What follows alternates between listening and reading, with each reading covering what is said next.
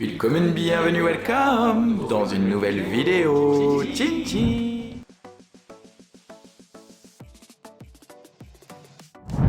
Pour la troisième fois depuis le lancement de cette chaîne, je vous fais un petit récap de toutes mes lectures LGBTQIAN+, que j'ai faites entre juin 2023 et juin 2024, et je vous présente un petit top 15 de toutes celles que j'ai préférées cette année. Si tu ne me connais pas, moi je m'appelle Floris, mais ici on m'appelle Flowfly, j'ai 28 ans, bientôt 29, j'habite à Reims, et je parle ici de façon hebdomadaire de toutes mes lectures à venir, en cours, prévues, futures, que sais-je encore. Mes genres de prédilection sont la littérature générale contemporaine dite blanche, mais j'aime beaucoup tout ce qui a trait à la culture gay, à la culture PEDE. Je cherche à varier mes lectures le plus possible, donc parfois je lis de l'imaginaire, des policiers, c'est plus rare, mais ça peut m'arriver. De la non-fiction, c'est un genre, ou en tout cas des livres que je lis de plus en plus, avec lesquels je prends de plus en plus de plaisir. Voilà, j'essaye d'être très varié pour qu'il y en ait pour toutes et tous à manger et à boire sur cette chaîne, et je t'invite donc à me rejoindre en t'abonnant ou en likant cette vidéo, et je t'invite également à mettre un petit commentaire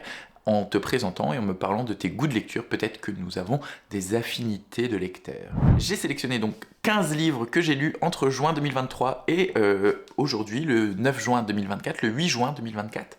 Et je dois dire que j'ai fait un peu moins de lecture gay, sur mon Goodreads, j'ai l'impression que j'ai fait moins de lecture gay. D'ailleurs, si vous avez envie d'avoir une base de recherche, une liste de livres gays, quand je dis gay, c'est LGBT en fait, parce que il n'y a pas que de l'homosexualité masculine dans mes lectures cette année, mais une liste qui regroupe tous les livres LGBT que moi j'ai aimés. Vous pouvez aller checker sur mon profil Goodreads. J'ai mis un tag LGBT, donc du coup quand on va sur mon profil, si on cherche le tag LGBT, on voit tous les livres que j'ai lus qui ont un rapport LGBT, de près ou de loin. En général, quand c'est vraiment très léger dans le roman, je ne le tag pas LGBT, mais quand c'est un personnage principal qui est homosexuel, lesbienne, bi, trans, enfin voilà, je le mets, et j'essaye de le faire uniquement quand cela a une importance, ou sur le roman, quelque chose qui et autour de ça. Si c'est juste vraiment un faire valoir, j'évite de le taguer en tant que LGBT. Donc vous pouvez aller sur mon profil Goodreads, le lien est sûrement en barre d'infos, je ne sais pas si je peux le mettre ici. Si c'est le cas, je vous invite à aller faire un tour. En premier lieu, je ne vous en parle pas énormément car j'ai fait un gros point lecture dans lequel j'ai fini en larmes, je vous le mettrai juste ici si vous voulez aller le voir. J'en ai reparlé dans mon top de l'année, ça a été ma meilleure lecture de l'année 2023.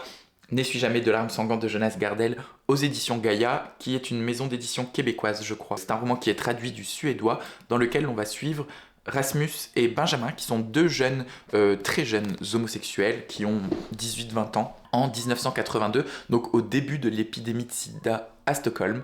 Et ces deux jeunes hommes ont des antécédents familiaux assez durs. L'un vient d'une famille de témoins de Jéhovah, l'autre vient d'un village reculé dans la Norvège dans la Suède pardon, un peu perdu. Donc voilà, ils arrivent à la ville, ils se rencontrent, et c'est leur histoire d'amour au temps du sida. Vous vous doutez bien que en 1982, quand le sida est encore à ses prémices, c'est un roman qui va être très dur parce que on est avec une population homosexuelle qui est totalement ostracisée. On est pile dans le trope, le fameux trope à la mode de la found family, de la famille choisie, car Rasmus et Benjamin qui sont obligés de quitter leur famille, l'un de façon géographique car il va à la ville, et l'autre de façon excluante car en tant que témoin de Jéhovah il n'a pas le droit à l'homosexualité, vont se retrouver au milieu d'un autre groupe de jeunes hommes, eux aussi touchés par le sida. Et quand je dis jeunes hommes, pas uniquement des jeunes hommes, il y a aussi le principe du mentoring, du parrainage avec des homosexuels un peu plus âgés qui prennent sous leurs ailes Rasmus et Benjamin. C'est très tendre, très triste, ça m'a foudroyé. Ça fait 500 pages, mais c'est quand même très très dense, hein. Le texte est écrit en tout petit. Je crois qu'il existe en poche chez Gaïa. C'est un peu compliqué de se le procurer, mais on le trouve facilement d'occasion. Je ne peux que vous recommander ce bouquin, parce qu'il m'a tué. Le deuxième roman de cette sélection, c'est Membrane, de l'auteur taïwanais Chita Wei, qui est sorti il y a déjà quelques temps, mais qu'on ne voit pas trop, qui était assez invisible, sous les radars, et pourtant c'est je crois, le premier roman de science-fiction queer, LGBT, écrit et édité par un auteur taïwanais. Donc il est quand même assez important, il fait date dans la littérature LGBT. C'est donc un roman de SF de science-fiction qui est très très court, je crois un peu moins de 200 pages, c'est publié chez l'Asiatech, et disponible au livre de poche également. Et c'est un roman où on va suivre une jeune femme qui s'appelle Momo, qui vit dans une cité sous-marine. Et Momo, elle est esthéticienne, c'est-à-dire qu'elle applique sur les gens qui viennent dans son salon d'esthétique une membrane, c'est comme une seconde peau qui protège ces gens de l'extérieur, etc. Mais en fait, on comprend très vite que quand Momo retire cette membrane des gens, elle a la possibilité de s'infiltrer dans leurs pensées, dans leur corps totalement, en fait, de devenir ces gens grâce à cette membrane retirée qui enregistre tout ce qui se passe, le moindre toucher, le moindre contact, la moindre relation. On est donc dans un roman de science-fiction qui est très axé sur ce rapport au corps et au genre de fait de cette membrane qu'on peut mettre ou retirer, de cette seconde peau qu'on peut jouer à loisir avec elle. J'ai beaucoup aimé parce que ça m'a embarqué. En fait, ça c'est vraiment le début du roman qui prend une tournure beaucoup plus science-fiction sur la fin. Peut-être que si vous n'êtes pas un adepte du genre de la science-fiction, ça va pas vous parler. C'est quand même pas compliqué, mais voilà, il y a vraiment un côté technologique qui est très présent avec cette histoire de membrane, cette ville sous la mer et tout ce qui est un peu informatique qui se trouve autour. Mais l'auteur m'a totalement baladé, je ne me rendais pas compte de ce vers quoi j'allais.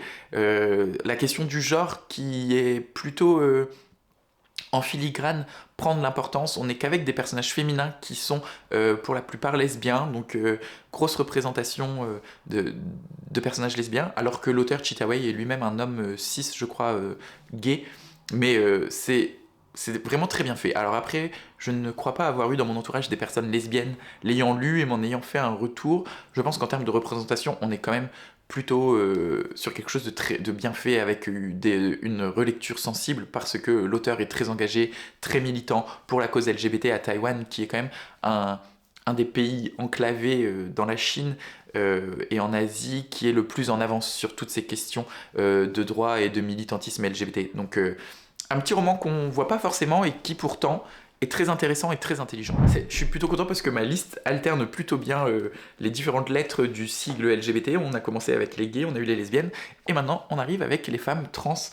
Camila Sosa Vilada, qui a écrit Les Vilaines, disponible chez Point. C'est une autrice trans elle-même, Camila Sosa Vilada, et ce qu'elle nous raconte dans ce bouquin, dans ce premier roman, qui est son premier roman, je pense est un peu autobiographique, je ne sais pas dans quelle mesure, mais en tout cas, c'est un roman qui se passe à Cordoba, en Argentine, dans le parc Sarmiento. C'est un parc public dans lequel se retrouvent souvent des femmes, des prostituées, enfin oui, des prostituées, qui sont soit des femmes trans, soit des hommes travestis, en tout cas, ce que un peu la société met au rebut, qui n'ont pour survivre que leur corps et la vente de leur corps par la prostitution. Ce groupe de femmes est organisé autour de la tante Encarna.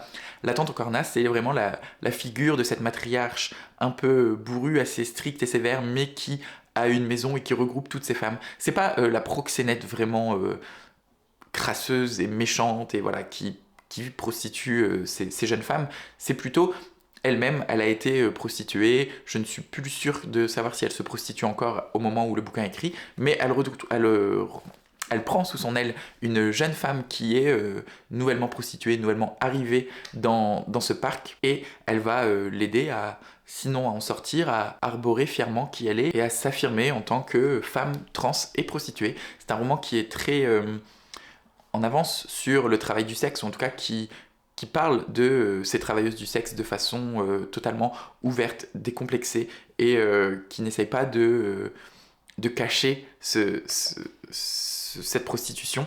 On l'aborde vraiment d'une façon qui est éclairante de mon point de vue. J'ai jamais vraiment réfléchi au travail du sexe. Je sais que dans la cause féministe et militante, c'est un sujet qui revient régulièrement, sur lequel je n'avais pas forcément d'avis parce que je n'avais pas fait de lecture, et celui-ci permet de se construire une petite ressource, en tout cas pour parler du travail du sexe. Il y a en page 12, donc presque dans l'Incipit, une phrase que j'ai surlignée, et il n'y en a pas tant que ça, si, il y en a quand même dans le texte, mais « Ce que la nature ne te donne pas, l'enfer te le prête », c'est quand même assez représentatif de cet enfer qu'il y a dans le parc, parce que, voilà, le travail du sexe, ce n'est pas que de la joie, ce n'est même que très peu de joie, et on pourrait comparer cela à un enfer. Il y a eu un autre passage qui est très fort.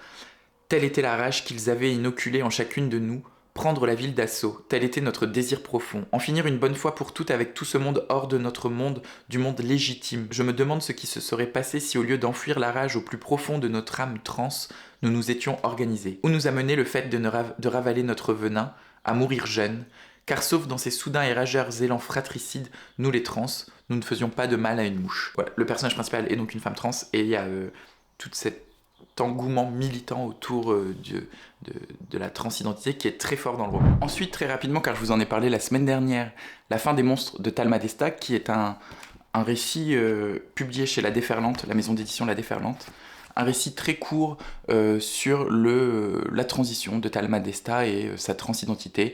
Il raconte au moyen de 10 chapitres tout ce par quoi il est passé, des piqûres d'hormones, à l'amour, au fait de se reconnaître dans le corps d'un homme pour lui, car il transitionne d'une identité féminine à une identité masculine, comment vivre, comment disparaître, effacer la personne que l'on était avant.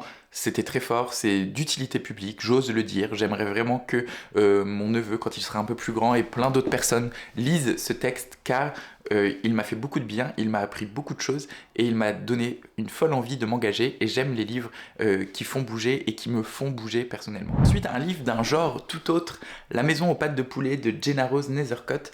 Je tiens à le mentionner parce que c'est pas du tout le cœur du roman, le fait que il y a une thématique LGBT, mais elle est quand même assez importante, car on est avec un jeune frère et une jeune sœur qui héritent de cette maison aux pattes de poulet, la maison de Baba Yaga, la sorcière de l'Est, la sorcière de l'Europe de l'Est. Du fait de cet héritage, de cette maison enchantée qui marche toute seule, ils sont embarqués dans pas un voyage dans le temps, mais voilà, sur une quête familiale et initiatique sur qui ils sont et de qui ils héritent, avec chacun des pouvoirs particuliers, que ce soit le jeune frère ou la jeune sœur, et le personnage de la sœur est lesbienne, ou en tout cas découvre sa lesbianité tout au long du roman. C'est un roman plutôt jeune adulte, et donc ça donne une vision d'une jeune grande adolescente, préadulte, qui découvre qui elle est et qui découvre sa sexualité, en plus agrémentée d'une histoire un peu folle et magique qui est très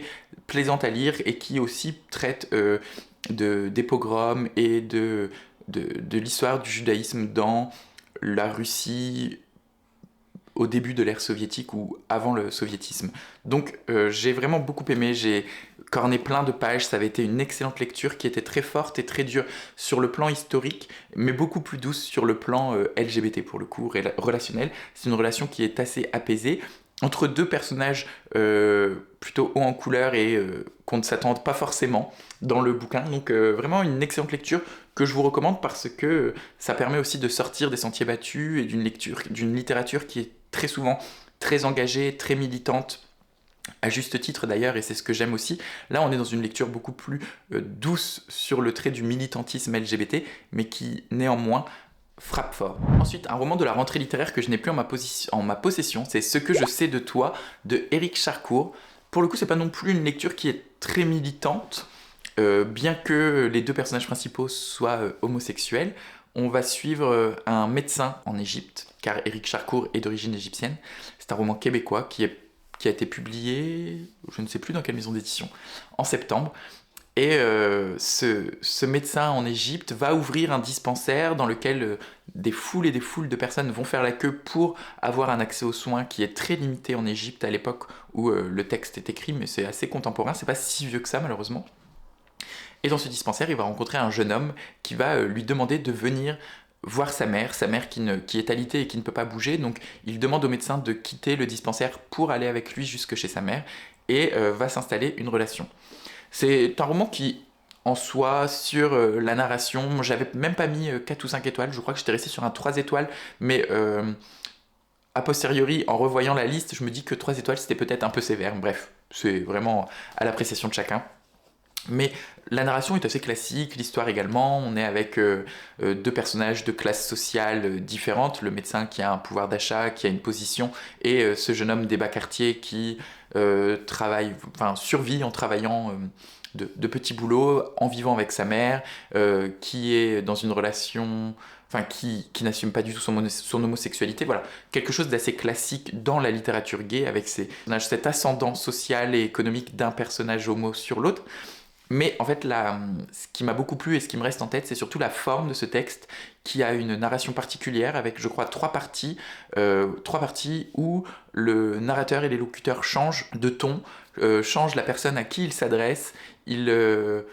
On est sur plusieurs temporalités, une temporalité qui se passe en Égypte, une autre qui se passe au Québec, si mes souvenirs sont bons. Enfin voilà, c'est un bouquin qui questionne la forme, et comme je vous le dis régulièrement, par exemple avec Lola Lafont ou Laurent Mauvigné, la forme compte tout autant que le fond pour moi dans un texte. Donc Ce que je sais de toi de Rick Charcourt a eu quand même en plus un petit succès, il a été nominé plusieurs fois dans plusieurs listes, donc ça c'est toujours cool, je suis toujours très content quand des romans majoritairement LGBT, enfin de la littérature gay, est nominé dans des prix assez grand public, même si voilà, on sait ce que sont les prix, ça permet de mettre en lumière des auteurs pour le coup gay, je crois qu'Éric Charcourt est lui-même homosexuel, et qui mettent des histoires gays en scène. C'est un texte qui fait date dans cette rentrée littéraire de septembre 2023, et qui a son importance, donc je veux le mettre dans ce top. Qui a fait moins de bruit, mais qui m'a beaucoup plus plu pour le coup, dans cette rentrée littéraire de 2023, c'était chez Christian Bourgois, et c'est La vie nouvelle de Tom Crew.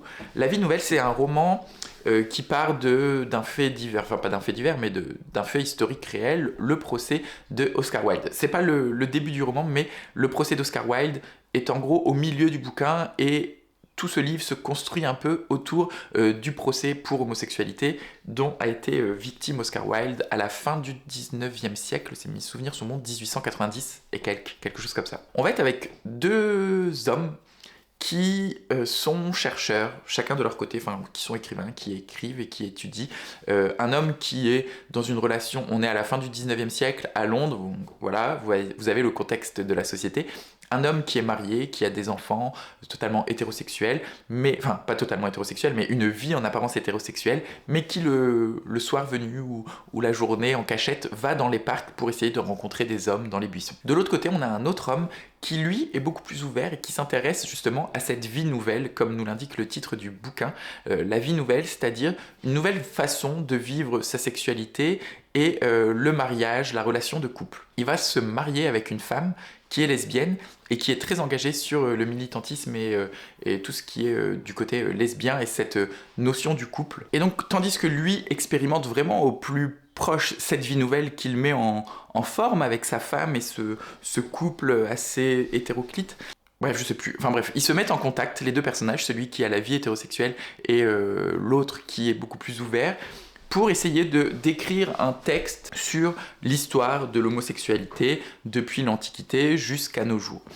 Et donc on va être avec ces deux personnages qui ont une relation épistolaire car ils ne se rencontrent pas tout de suite, qui discutent et essayent vraiment d'écrire un ouvrage théorique sur l'identité homosexuelle.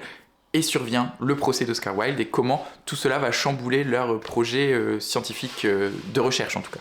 C'est un gros bouquin qui est très immersif, on est vraiment dans cette société londonienne de la fin du 19e siècle avec tous ses travers et toutes les pensées qui traversent ces personnages, cette question de la vie nouvelle, je crois que c'est quelque chose qui a vraiment existé également, en tout cas un courant de pensée qui était pas majoritaire, mais qui existait à Londres à cette époque. Donc ça m'a appris des choses. Le procès d'Oscar Wilde, c'était pas non plus un truc que je connaissais très très bien. Et finalement, on l'a mis sur mon chemin car c'est un procès qui fait aussi date dans l'histoire homosexuelle et dans la littérature homosexuelle. Dans un autre ouvrage, on va revenir sur ce procès, donc ça permet vraiment de s'inscrire dans une lignée d'hommes gays, et c'est un peu un travail que je fais à l'heure actuelle. Le prochain livre fait écho à ce que je viens de dire, j'ai essayé de m'inscrire dans une lignée d'hommes homosexuels ou de littérature homosexuelle. J'ai relu Réflexions sur la question gay de Didier Eribon. Je crois que je vous en parle dans une de mes premières vidéos. C'est un bouquin que j'ai lu très jeune et je pense qu'à l'époque je n'avais rien pipé à ce livre car c'est quand même un essai sociologique écrit par un sociologue assez réputé et connu et donc qui est assez complexe à lire. Le bouquin est divisé en trois parties. La première partie qui s'intitule Un monde d'injures. La deuxième partie, Spectre de Wilde. Et la troisième, je ne l'ai pas lu, je vais vous expliquer pourquoi, Les hétérotopies de Michel Foucault. La première partie est très théorique dans laquelle Didier Eribon essaye d'identifier tous les processus sociologiques, économiques, psychologiques qui conduisent à la création d'une identité gay assumé par les hommes. En tout cas, il essaye de réunir tout ce qui fait plus ou moins sens et union chez les hommes homosexuels, tout ce par quoi ils passent, tout ce qu'ils subissent, tous ceux à qui ils vont avoir affaire. Et c'est vraiment cette première partie qui m'a beaucoup plu. Non pas qu'il faille forcément théoriser l'identité gay ou la question gay, mais ça fait plaisir de voir qu'il y a quand même des travaux de recherche là-dessus, qu'il y a des choses communes et plutôt, comment dire, des processus qui sont communs à une majorité d'hommes homosexuels. La seconde partie, Spectre de Wilde, s'intéresse un peu plus à la littérature homosexuelle depuis le procès d'Oscar Wilde, mais c'est pas que c'est un peu daté, mais on est vraiment sur une littérature assez vieille. La majorité des références littéraires font appel à Proust, alors non pas que je trouve que Proust soit totalement déclassé et trop vieux, mais on n'est plus dans quelque chose d'hyper contemporain, on est dans quelque chose d'un peu classiste et voilà. La vraie littérature, Marcel Proust, Oscar Wilde, je crois qu'on parle de Walt Whitman aussi, le poète qui a écrit Feuilles d'herbe, mais c'est pas une littérature qui m'intéresse vraiment. Et après, on parle dans quelque chose de beaucoup plus philosophique avec les hétérotopies de Michel Foucault. On parle beaucoup de Jean Genet. En gros, voilà, on parle de Wilde, Proust, Genet et Foucault. Ces 4 auteurs qui sont à l'heure actuelle, dans ma vie d'homme homosexuel et de lecteur, pas des auteurs qui m'attirent, à part Proust, mais j'ai pas vraiment apprécié le portrait de Dorian Gray, j'ai eu beaucoup de mal à lire du Jean Genet, en tout cas les romans de Jean Genet, donc j'attendrai de grandir et d'avoir lu Foucault et Genet de façon plus approfondie pour lire la suite. Mais rien que cette première partie sur un monde d'injures, oui je disais Foucault, il y a aussi Sartre qui est pas mal mentionné, ce monde d'injures est très intéressant et assez, pour le coup, même si c'est de la théorie, de la sociologie, assez facile à lire et à comprendre. Donc moi ça m'a beaucoup plu, je prévois de vous sortir un jour peut-être une vidéo sur ce bouquin, et enfin une vidéo plus personnelle sur justement mon homosexualité, à travers les livres, à travers des livres qui m'ont construit.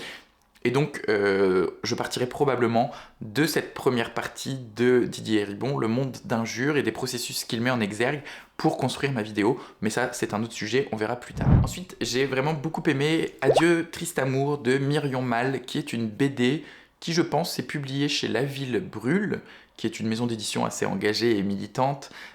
Adieu Triste Amour, c'est l'histoire d'une jeune femme qui ressemble plus ou moins à Myrion Mal, mais qui n'est pas Myrion Mal, parce que je l'ai vue en table ronde justement, et elle disait que oui, elle a des traits similaires à moi, on a vécu certaines choses de la même manière, mais ce n'est pas moi, ça reste de la fiction. On suit donc une jeune femme qui habite au Québec, et après avoir immigré depuis la France, qui rencontre un homme au Québec, et cet homme est, voilà, c'est un red flag ambulant, c'est vraiment le mec manipulateur, le mec presque violent, très agressif envers le personnage principal. Et donc, on suit leur histoire d'amour qui est vraiment très bancale et brinque-ballante, leur rupture et ce que va devenir ce personnage principal suite à la rupture avec cet homme qui est un red flag. Déjà, j'ai beaucoup aimé le trait de Myrion Mal qui est un peu grossier mais en même temps très détaillé. Il y a vraiment un truc un peu, une espèce de dualité dans ce trait que on pourrait presque apparenter à pas du gribouillage, mais de quelque chose d'assez léger. Et pourtant, quand on regarde les planches, on voit une multitude de détails. J'adore les couleurs, la palette graphique est très jolie, le texte est très engagé et militant. Myrion Mal est elle-même très engagée et militante. Elle est donc dessinatrice, mais elle a également un master en sociologie. Elle est très politisée, plutôt à gauche du spectre politique, même très à gauche du spectre politique. Donc tout ça, tout ce bagage qu'elle a transparaît dans cette BD. Et donc je l'ai beaucoup aimé, un peu plus d'ailleurs que, je ne sais plus, une autre BD d'elle que j'avais lue, mais j'ai préféré Adieu Triste Amour. Un autre ouvrage que j'ai adoré découvrir cette année dans une petite maison d'édition, la maison d'édition Gorge Bleue, c'est Vaisseau Mère de Sarah Gouraud, qui est sorti, je ne sais plus, c'était peut-être l'année dernière. Je vous en ai parlé il n'y a pas si longtemps que ça, donc voilà.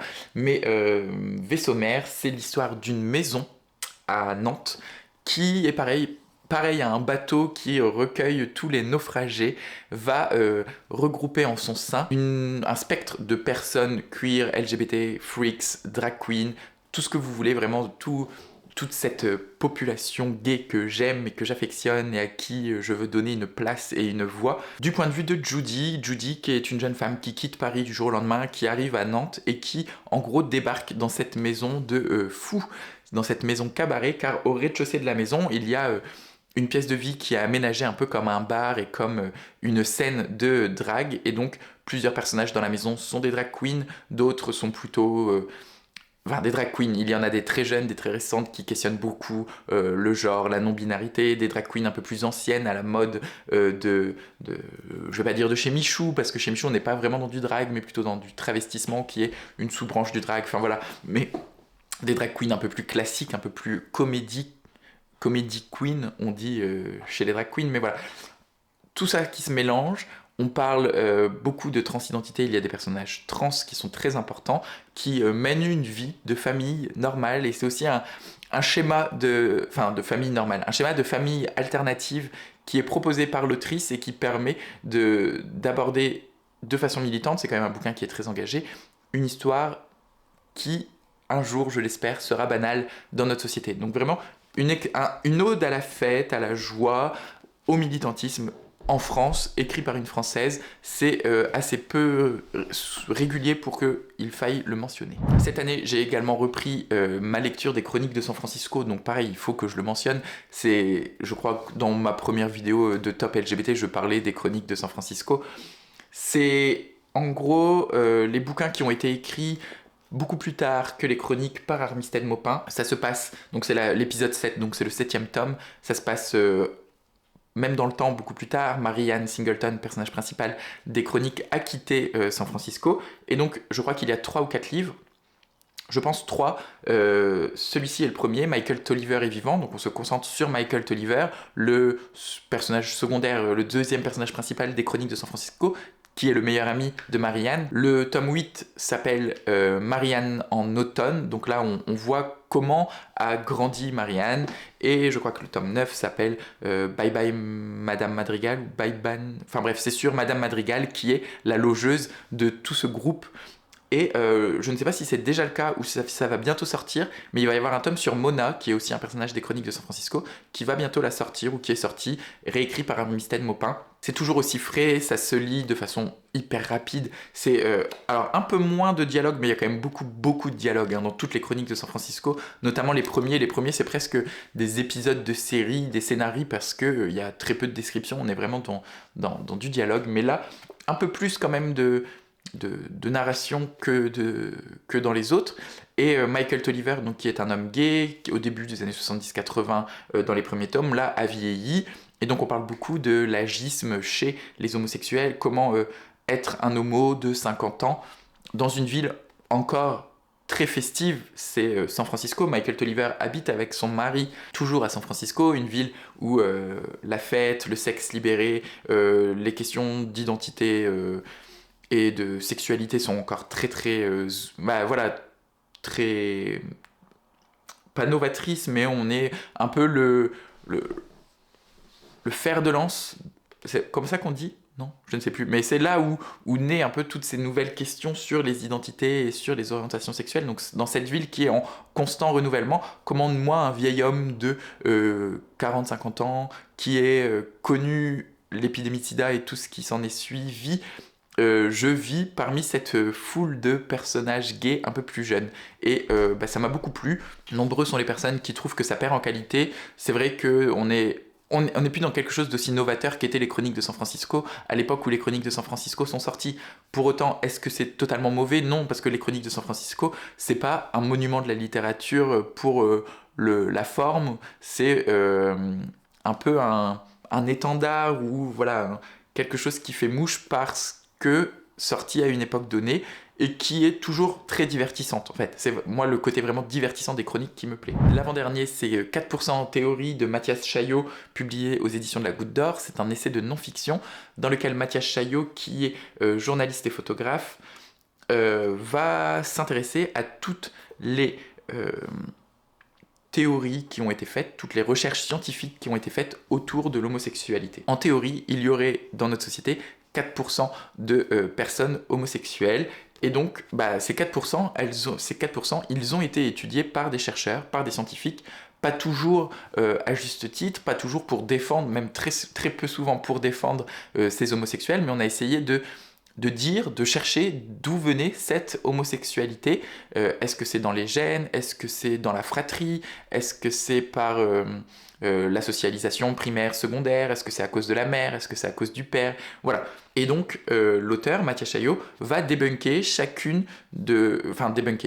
analyser chacune des recherches qui ont été faites sur ces questions sur l'homosexualité et nous dire ce qui en réalité en ressort. Est-ce que c'est vraiment une étude scientifique? Est-ce qu'on peut lui faire confiance? Est-ce que tout est faux ou est-ce qu'il y a une part de vérité scientifique dans ce qui en ressort?